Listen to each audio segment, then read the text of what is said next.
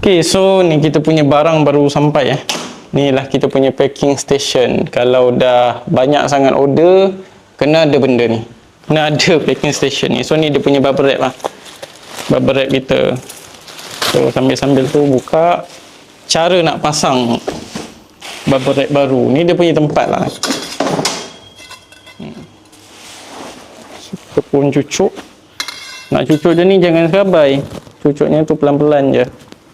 Cucuknya pelan-pelan. Okay, so letak dia punya ni.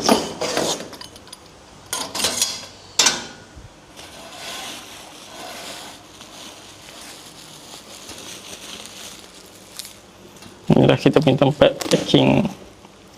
Siap. Atas ni untuk yang warna hitam eh. Warna hitam punya bahagian ni, bahagian bawah. So biarkan dia macam ni.